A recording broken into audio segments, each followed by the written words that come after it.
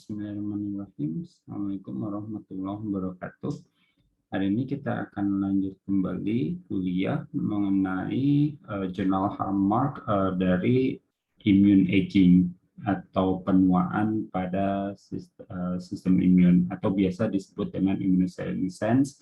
Bersama saya Nur Atik dari Departemen Ilmu Kedokteran Dasar FK4. Pada kuliah kali ini kita akan berbicara tentang tujuan dari kuliah ini. Kami berharap atau saya berharap para mahasiswa setelah selesai mengikuti kuliah ini, kalian semua bisa mengerti hallmark atau tanda-tanda immunosenescence atau penuaan pada sistem imun itu seperti apa.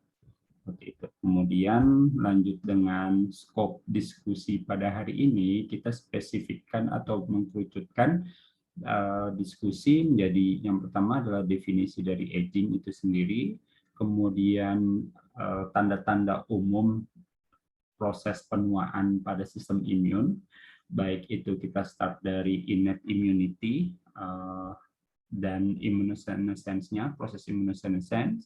Terus kemudian dari innate immunity kita lanjutkan dengan adaptive immunity pada proses senescence-nya. Dan yang terakhir immunosenescence dan peran immunosenescence di host defense, seperti itu. Dan yang terakhir, selain tentang general hallmark dari proses aging pada sistem imun, kita juga akan berbicara tentang inflammaging. Jadi inflamasi karena proses penuaan, baik itu dari sisi source atau sumber dan modulatornya apa saja.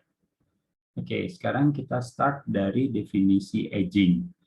Perlu kita garis bawahi supaya kita tidak terjadi mispersepsi antara aging proses dan proses of aging, karena ini ternyata menurut WHO tahun 1999 ini merupakan dua proses yang berbeda, di mana proses aging biasa ini yang disebut dengan normal aging, dan ini sifatnya perubahan biologikal secara universal. Dan ini terjadi karena memang proses aging itu sendiri atau proses penuaan atau proses penambahan usia, dan ini tidak dipengaruhi oleh penyakit atau lingkungan seperti itu. Jadi memang ya kita sama-sama tahu ya setiap tahunnya katakanlah manusia itu bertambah usia, dan di sini terjadi proses aging gitu. Sedangkan definisi proses of aging, bukan aging proses, tapi proses of aging, ini suatu proses yang dipengaruhi oleh lingkungan, gaya hidup, bisa juga karena penyakit, dan penyakit-penyakit atau lingkungan ini akan menyebabkan perubahan atau mencetuskan proses penuaan itu sendiri. Jadi ini definisi dari aging itu sendiri. Tapi kali ini kita akan berbicara untuk saat ini kita spesifik ke normal aging terlebih dahulu gitu. Jadi tanpa ada efek penyakit tertentu yang memang bisa menyebabkan proses aging itu menjadi lebih cepat atau mencetuskan proses penuaan. Gitu. Seperti itu ya.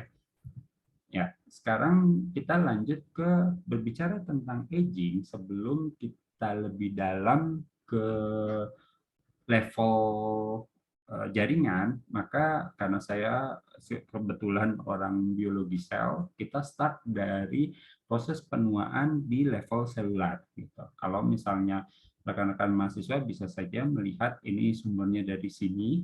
Di sini senescence dikatakan ini bisa terjadi pada any kind of cells tentu, kecuali ya sel-sel yang memang sifatnya immortal karena memang kondisi kelainan genetik katakanlah, biasanya pada sel lain itu ada beberapa sel memang sifatnya dia immortal gitu, misalkan sel cancer kalau di petri dish atau secara in vitro dia bisa immortal gitu. Seperti itu secara terminologinya. Nah, kembali lagi di sini, di level seluler sendiri, ini ternyata sel bisa mengalami senescence atau penuaan. Any kind of cells sebetulnya. Misalkan sel-sel pada sistem imun itu bisa mengalami penuaan. Terus kemudian pada jaringan juga penuaan itu selain selain apa terjadinya penuaan di level selular, maka secara phenotype ini juga bisa menyebabkan suatu kelainan. Misalkan kalau nanti di akhir slide, kenapa sih saya cantumkan ternyata senescence sendiri atau proses aging sendiri itu bisa mencetuskan atau lebih mudah seseorang menjadi atau muncul keganasan atau kanker. Terus kemudian ini selain kanker, proses penuaan pada selular itu bisa menyebabkan fibrosis, terus kemudian tissue repair sendiri ini karena proses senescence. Terus kemudian ya bahkan kalau kita berbicara tentang embryogenesis gitu ya, itu karena proses penuaan itu sendiri gitu. Jadi, atau sebetulnya sih kalau positifnya berbicara tentang proses perkembangan gitu. Terus kemudian tissue reprogramming, osteoporosis, glaucom juga ini karena proses senescence, terus neurodegeneration pasti, terus kemudian type 2 diabetes ini juga dikatakan bahwa ini dipengaruhi oleh faktor usia, dan microbiota juga di sini ternyata dipengaruhi oleh faktor usia. Nanti di akhir slide juga kami akan tunjukkan bahwa microbiota ini berpengaruh terhadap proses aging. Dan spesifik tentang microbiota nanti akan dijelaskan pada kuliah yang lain. Ya, tadi kita sudah membahas senescence di level selular yang pada akhirnya dapat menyebabkan kelainan-kelainan pada organ tertentu. Nah, maka sekarang kita spesifik ke perubahan yang terjadi selama proses penuaan. Gitu. Yang tentu nanti pada akhirnya kita akan spesifik berbicara proses penuaan yang menyebabkan atau berefek pada proses penuaan di sistem imun atau yang tadi saya sampaikan istilahnya immunosenescence, penuaan pada sistem imun. Jadi yang pertama, secara general apa sih yang terjadi pada orang atau diri kita seandainya kita menjadi tua gitu. Yang pertama adalah tentu ini nanti kalau misalnya Anda tertarik mengambil mata kuliah tentang aging gitu, di sana nanti ada hallmark of aging.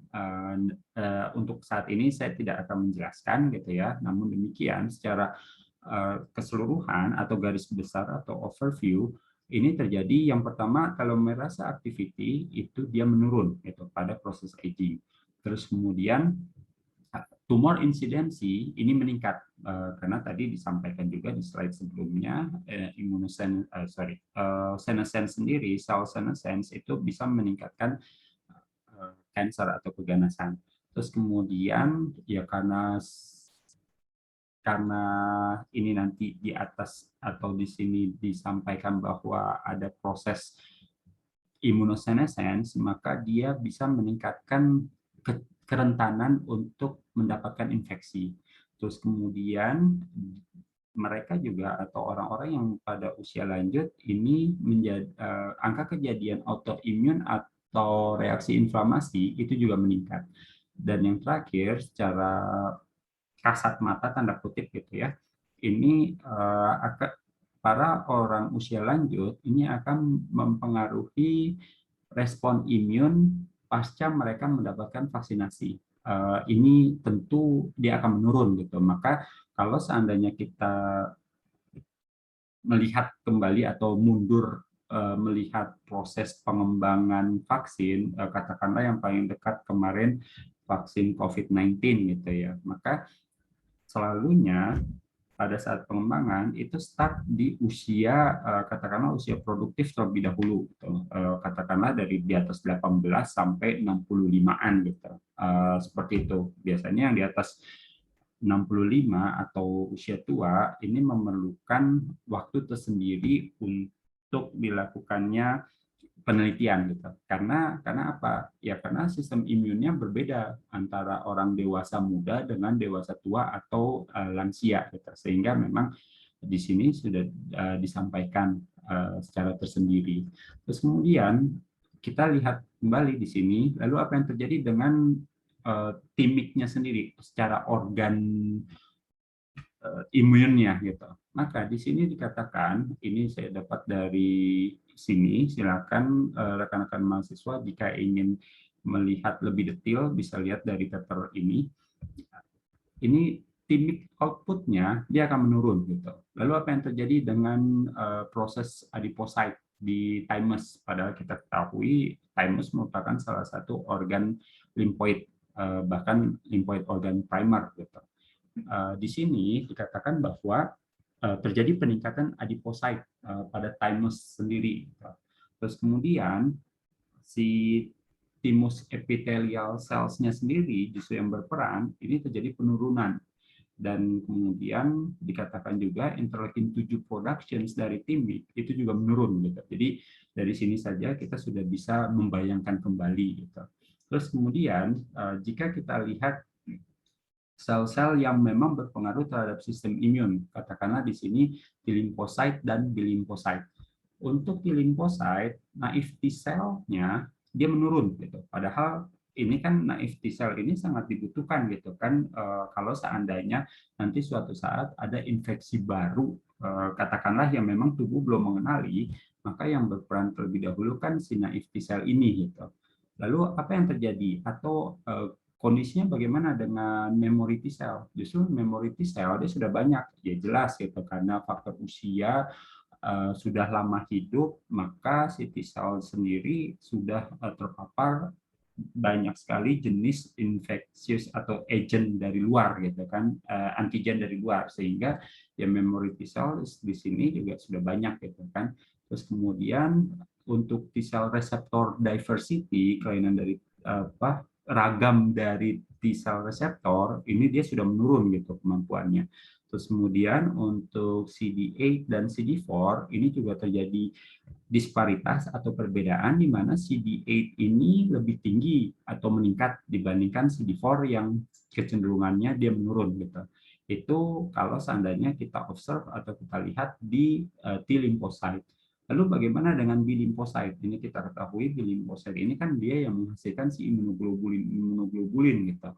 Nah, di sini disampaikan bahwa sama dengan kondisi naif T cell, B lymphocyte ini, naif B cell-nya dia menurun.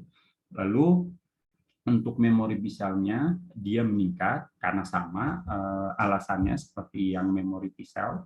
Terus kemudian bagaimana dengan IgM, IgD, immunoglobulin M dan immunoglobulin D di serum level dia menurun gitu. Karena ya itu tadi proses akut gitu kan dan dia terjadi immunosenescence maka dia menurun. Sedangkan IgG dan IgA di serum level dia meningkat gitu. Seperti itu.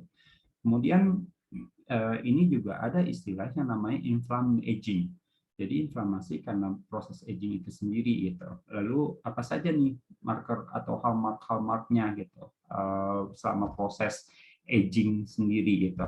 Maka inflammatory mediators ini meningkat termasuk diantaranya interleukin 6, C-reactive protein.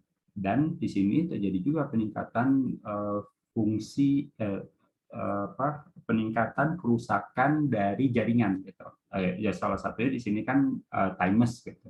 Dan ya hampir semua organ di sini tisu ya pasti terjadi penurunan fungsi gitu kan atau terjadi disfungsi. Jadi itu general hallmark yang terjadi pada saat proses aging.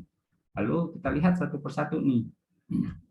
Yang pertama adalah ini saya kembali lagi memperlihatkan, jadi ini perubahan-perubahan yang memang dikaitkan dengan penambahan usia yang mempengaruhi sistem imun gitu. Jadi tadi sudah disampaikan bahwa proses inflammation aging itu ada peningkatan oxidative stress, terus kemudian proses makromolekular agregat sama proteotoxicity atau istilahnya kerusakan protein-protein. Ini maksudnya protein-protein molekular protein gitu ya di dalam tubuh itu meningkat gitu kan. Terus terjadi sarkopenia atau kondisi hilangnya massa dan kekuatan otot karena usia di sini. Terus kemudian untuk growth hormone sendiri terjadi penurunan, termasuk insulin like growth factors, testosteron, estrogen. Dan ini semuanya growth factors ini kalau misalnya rekan-rekan mahasiswa baca nanti tertarik, ini juga berpengaruh terhadap proses imun gitu. Terus kemudian tentu terjadi penurunan fungsi mitokondrial, terus adanya genome instability, ya salah satunya ya ini bisa menyebabkan tadi proses keganasan juga gitu kan. Terus kemudian tadi inflammaging atau di sini dituliskan peningkatan proses inflamasi, terus kemudian penurunan fungsi chaperone atau chaperone overload, di mana kalau misalnya kita baca chevron sendiri ini merupakan protein yang berpartisipasi pada proses folding atau pelipatan atau struktur dari si protein-protein tersebut. Ya, terus kemudian lanjut kita spesifik. Kalau tadi kan kita berbicara tentang faktor-faktor yang dipengaruhi karena penambahan usia. Gitu. Nah, sekarang kita spesifik di sini. Jadi pada kondisi muda dan pada usia tua, apa sih yang berubah? Gitu. Jadi kalau misalnya pada usia muda, tentu immune functions-nya itu masih baik. Gitu. Masih robust gitu. Terus kemudian sehingga pada saat kita berikan vaksinasi pun juga ini high vaccination efficiency, maksudnya efisiensi vaksin jika diberikan pada usia muda gitu ya, dewasa muda tentu karena anak-anak sendiri ini memiliki kondisi yang berbeda tentu dibandingkan dengan dewasa muda gitu. Nah, terus kemudian jadi pada saat vaksin dewasa muda ini efisiensinya sangat tinggi, terus kemudian ya dewasa muda ini juga ya karena immune functions-nya masih sangat baik atau optimal, maka angka kejadian infeksi atau susceptibility atau kerentanan terhadap infeksi dia relatif rendah karena dia resisten gitu terhadap infeksi. Nah, lalu apa yang terjadi kalau seandainya dia mengalami penuaan atau kita yang mengalami penuaan? Maka ini terjadi immune functions-nya ini mengalami penurunan. Jadi karena efek ini bisa menyebabkan efisiensi vaksin ini jadi menurun, terus kemudian immune surveillance-nya juga menurun, terus resisten terhadap suatu infeksi ini justru menurun atau menyebabkan dia menjadi rentan terkena infeksi gitu kan. Terus kemudian dia peningkatan kesempatan atau lebih mudah mengalami keganasan, terus kemudian proses inflamasi sendiri meningkat, dan yang terakhir yang hampir sama dengan yang tadi disampaikan hallmark immunosenescence di slide yang awal, ini terjadi autoimmune aktivasi seperti itu. Dan ini dari paper yang lain dari review 2011. Lalu kita lihat nih satu persatu. Tadi kan di objektif, maksudnya di scope of discussions-nya, salah satunya yang pertama kita akan berbicara tentang innate immune pada proses senescence, proses penuaan. Jadi di sini innate immune, saya ambil beberapa contoh sel yang memang representasi dari innate immune, misalkan neutrophil dan monocytes di sini. Nah, di sini karena proses penuaan, maka terjadi penurunan nih si neutrophil sendiri, proses kemotaksisnya jadi menurun, terus kemudian intraextracellular killing ability atau kemampuannya dia jadi menurun, terus FC reseptor dependent killingnya, kemampuan FC reseptor untuk membunuh dari si neutrophil ini juga terjadi penurunan, terus kemudian cell toxicity-nya juga menurun. Terus pathogen elimination, loss generation, TLR4 pada mencit, ini pada mencit tidak di humans, ini juga fungsinya menurun gitu kan. Bahkan untuk proses fagositosis dari neutrofil ini juga menurun gitu. Jadi kita bisa membayangkan, atau di sini sih bisa saja dia tidak mengalami perubahan, maksudnya tidak dipengaruhi oleh proses aging itu sendiri. Tapi ya kita bisa lihat di sini fungsi neutrofil kebanyakan menurun gitu fungsinya. Maka ini bisa menjelaskan kenapa dia bisa jadi lebih mudah untuk terkena keganasan atau infeksi gitu. Sama juga dengan monosit atau mononuklear cell atau makrofag gitu. Di sini fungsi-fungsi fagositosis, TLR1, 4, terus TLR induce untuk CD80 itu juga menurun, terus TLR1 dan 2 yang dapat menginduksi interleukin 6 dan TNF alpha itu kemampuannya menurun gitu. Jadi dalam artian proses inflamasi, maksudnya kemampuan untuk proinflamatori apabila terjadi suatu infeksi, ini kemampuannya dia menurun gitu.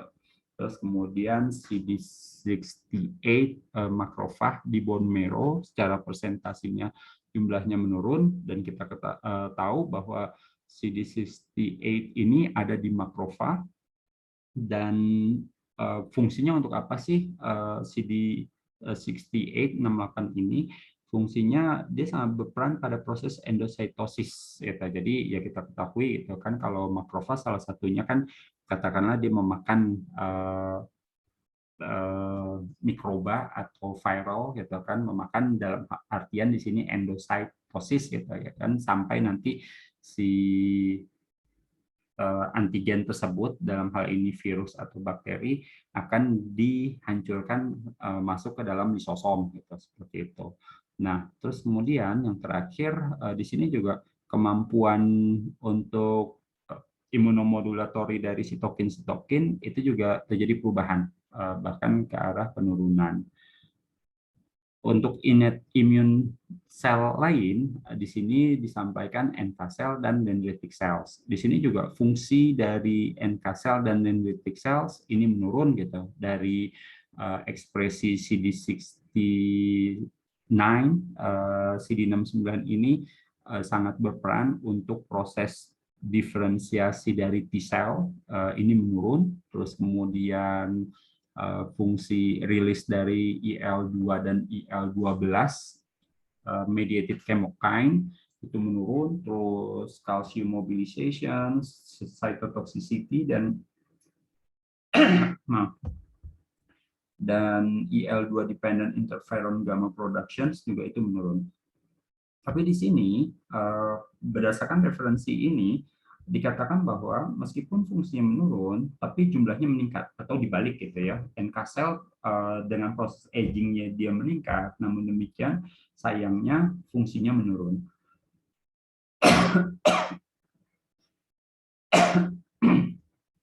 Kita lanjut ke dendritic cell. Dendritic cell di sini bagian dari innate immune juga. Ini juga terjadi penurunan gitu. Start dari Langerhans dan cell density-nya di dalam kulit itu menurun, terus kemudian untuk kapasitas untuk processing sebagai dendritic cells yang bagian dari APC antigen presenting cells juga menurun, terus sampai fungsi dari atau produksi interferon alpha dari dendritic cells ini juga dia menurun. Nah, itu jadi terbayang gitu bahwa fungsi-fungsi innate immune atau sel-sel yang berperan pada innate immune karena proses aging dia terjadi penurunan. Lalu bagaimana dengan yang adaptive immune response? Kan kita kalau misalnya berbicara tentang adaptif, ya pada akhirnya kita berbicara kalau nggak T cells atau B cells gitu. Jadi kalau yang B cells ini kan yang menghasilkan imunoglobulinan gitu kan, sedangkan yang T cell ya dia yang menghasilkan si ya TH1, TH2, TH17, Treg gitu kan, dan pokoknya T-cell yang lainnya gitu, yang pada akhirnya dia akan merilis sitokain-sitokain baik itu yang pro maupun yang anti-inflammatori. Nah, di sini pada proses aging atau penuaan maka terjadi penurunan nih. Penurunannya apa aja? tentu penurunan dari tadi sudah disampaikan sebetulnya. Naïve T-cell-nya secara jumlah karena proses aging itu menurun, karena kan tadi di awal kita berbicara tentang thymus, organ thymus sendiri itu terjadi penurunan fungsi gitu. Nah, maka di sini juga efeknya ya number atau jumlah naïve T-cell ini menurun gitu ya. Terus kemudian terjadi uh, pro, uh, bukan terjadi, mohon maaf, proliferasi proliferasi dari si T-cell juga fungsinya ini akan menurun gitu, seperti itu. Terus kemudian lalu apa yang meningkat gitu? Nah, yang meningkat di sini adalah proporsi dari memory T-cells. Jadi tadi disampaikan juga di awal bahwa memory T-cells dia akan meningkat, sama juga memory B-cells juga dia meningkat gitu.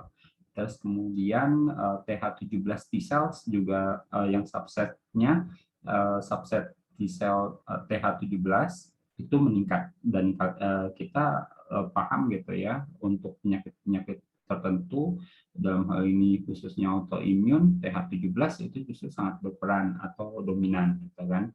Terus kemudian terjadi juga peningkatan T-cell CD8, jadi peningkatan. Lalu apa yang berubah nih?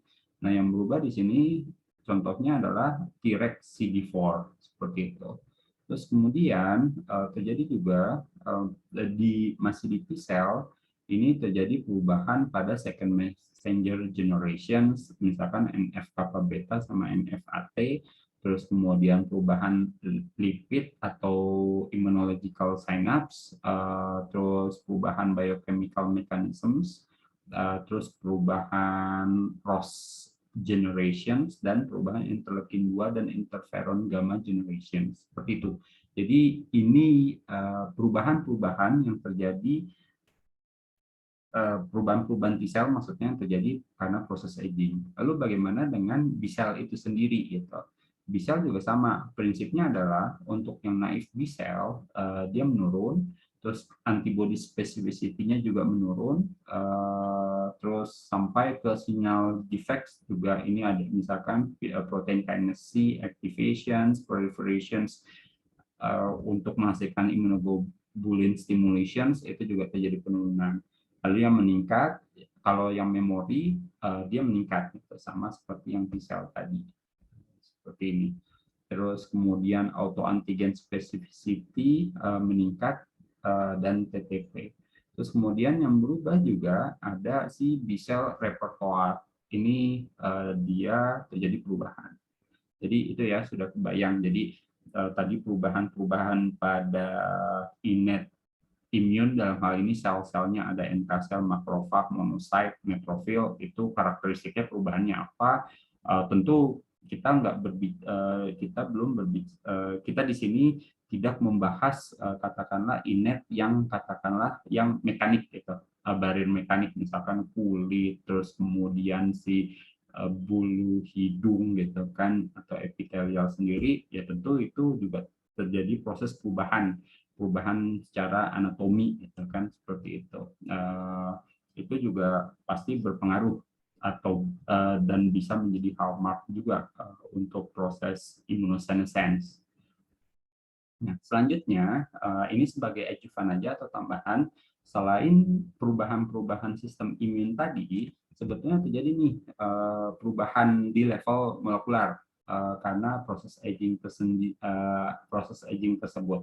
Secara garis besar ini terjadi, yang pertama adalah perubahan transcription factor, proses cross reactive oxygen species, dan perubahan DNA repair dalam termasuk diantaranya chromatin remodeling dan telomerase attritions, seperti itu. Nah, ketiga proses ini pada akhirnya ini akan menyebabkan perubahan dari proses apoptosis, terus kemudian peningkatan susceptibility atau kerentanan menjadi infeksi, dan penurunan fungsi innate dan adaptif imun. Dan ini semuanya menyebabkan perubahan regulasi sistem imun atau yang dikenal sebagai immune senescence. Gitu. Sebetulnya ini tambahan atau adjuvan dari apa yang sudah kita diskusikan pada slide-slide sebelumnya. Ini kan misalkan thymic output, ini tadi sudah dibahas, naïve T cells, penurunan, dan peningkatan memory T cells, ini sebelumnya sudah kita bahas. Seperti itu.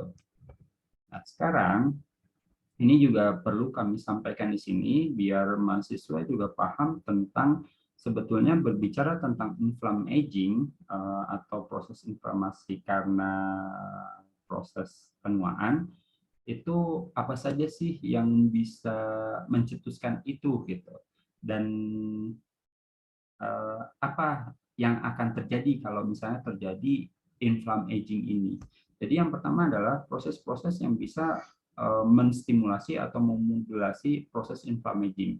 Jadi ini ada proses obesity, terus kemudian karena memang proses senescence atau penuaan di level seluler itu sendiri, terus kemudian proses diet atau makanan, terus kemudian efek dari atau modulat dari si miRNA, microRNA, terus kemudian immunosenescence sendiri atau adanya self debris dan gut microbiota. Nah, ini semuanya bisa menyebabkan atau mencetuskan dari inflammaging itu tersebut gitu, inflammaging sendiri. Nah, kemudian efeknya apa? Terus kalau seandainya terjadi inflamasi yang memang related dengan aging.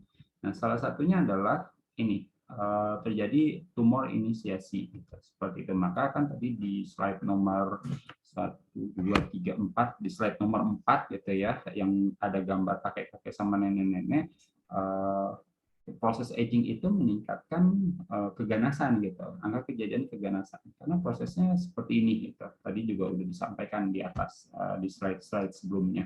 Dan di sini sekali lagi saya sampaikan juga ini ada peran dari gut microbiota untuk memodulate proses inflamasi dalam kondisi aging gitu atau kondisi penuaan. Nanti ini tentu akan dibahas lebih dalam pada kuliah selanjutnya.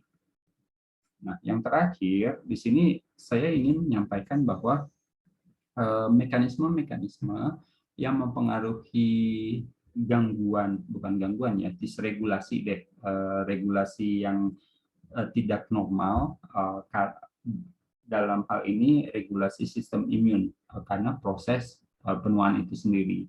Dan yang terakhir tentu lalu bagaimana kita mengintervensi kondisi tersebut gitu. Nah, di sini kita bisa sama-sama lihat gitu kan. Yang pertama misal thymic involutions gitu. Ini karakteristiknya jadi seperti apa dan ini menyebabkan immune dysregulations, maka what should we do then? Apa yang harus kita kerjakan? Nah, maka di sini strateginya adalah kalau misalnya thymic involutions dan menyebabkan immune dysregulasi atau dysregulasi sistem imun, maka bisa kita berikan pasien atau orang lansia ini terapi hormon kah, terapi cytokines atau mungkin stem cell atau grafting gitu seperti itu. Terus kemudian kalau seandainya terjadi pemendekan telomer gitu, yang menyebabkan DNA damage, terus sehingga aktivitas telomer itu terganggu, telomer jadi pendek gitu, maka apa yang harus dilakukan? Misalkan kita berikan pharmacological treatment yang bisa menyebabkan ini HTERT.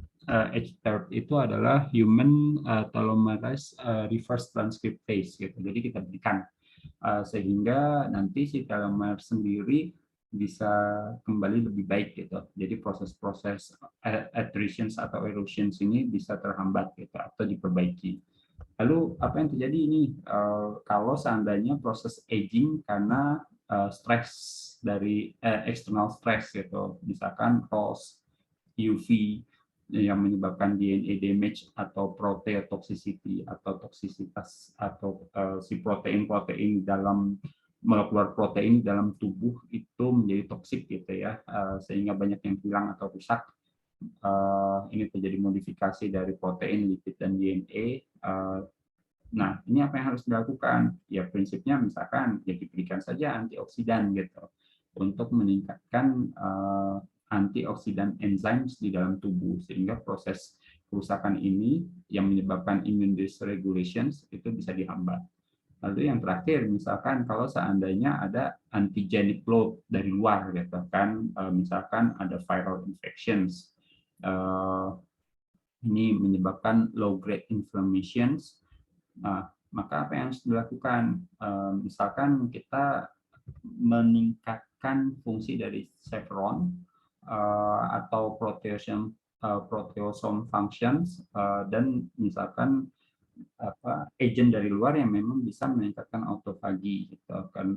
Karena prinsipnya autofagi ini kan kita harus atur supaya dia menjadi seimbang, gitu kan, tidak terlalu tinggi atau tidak terlalu rendah, gitu, seperti itu.